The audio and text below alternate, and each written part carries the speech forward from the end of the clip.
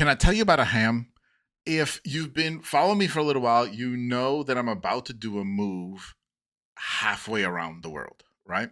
And I want to tell you about a ham today and how a ham ties into leadership and your team and you. Yeah, a ham.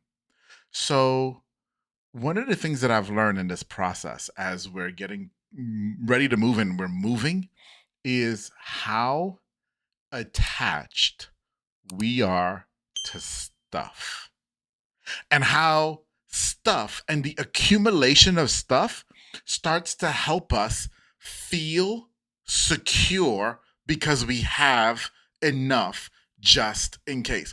I don't know if it's the hunter gatherer in us. I don't know what it is. I really, really don't know what it is. But I had this ham. And in my house, we have two full size fridges and we had two large freezer chests. Yeah, lots of space. And they were all full. And at the bottom of one of those freezer chests was this ham. Now, I don't remember when I purchased this ham, but I always knew that that ham was there, and it gave me this sense of comfort that I had this ham. Now, I don't know about you, but maybe there are things in your life, and I didn't even realize that I had that sense of comfort with that ham until it was time to throw the ham out. I had two fridges full of food and two freezers, but there was something about having that ham in that freezer that made me feel secure. Is there something like that in your life too? It's making you feel secure. You see, this is something that we do as humans, and we bring it into our leadership and we bring it into our teams as well, because that ham had been in that freezer for over 5 years. It wasn't good anymore. However, I held on to it to the bitter end because, like, seriously, to the bitter end. The ham did not leave until the freezer left.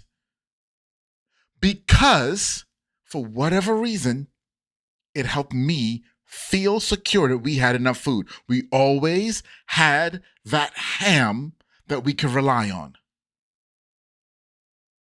We do the same thing in our businesses and we do the same thing in our leadership.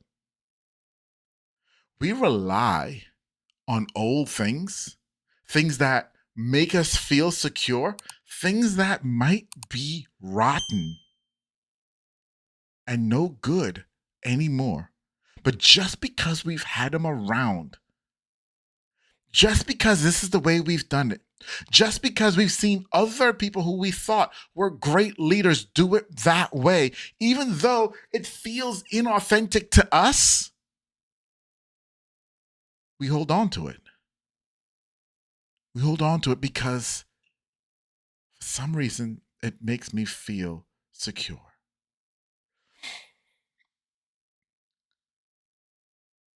The funny thing happened though after we got rid of that chest freezer. So one chest freezer went, then the other chest freezer went, and there's a lot of stuff in those chest freezers. And I was like, wow, I really thought at that in those moments, I thought we were going to run out of food. I did. I started to panic, and so this is what happens when we start to confront some of these things that we've been holding on to for so long, right? We start to panic.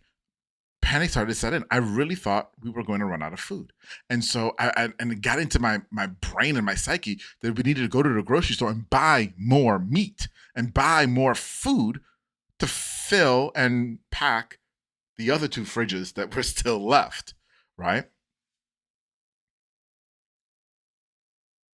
That's what we do. But here's what I learned in that process. Because after the freezers went, I did. I went and I bought more food. And then I tried to put it in the freezers that I already had and realized there's a ton of food in that freezer. There was so much food in that freezer that we left. We let that that deep freezer go over 2 months ago, And the freezers that we had from the other two fridges, we're still eating through that food. Yeah. So we weren't at all in jeopardy of running out of food.